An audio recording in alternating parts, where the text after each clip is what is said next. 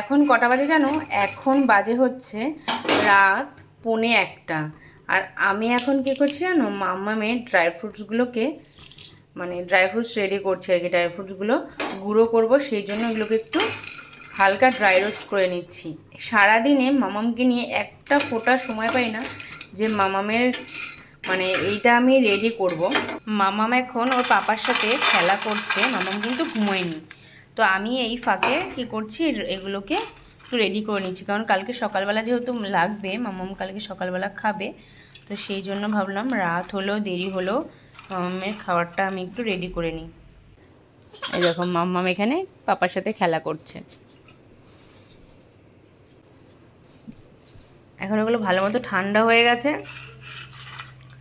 এখন আমি এগুলোকে অল্প অল্প করে দুবারে ব্লেন্ড মানে গুঁড়ো করে নেব। গুঁড়ো করা হয়ে গেছে আর রাত 1টাও বেজে গেছে। Tata, good night.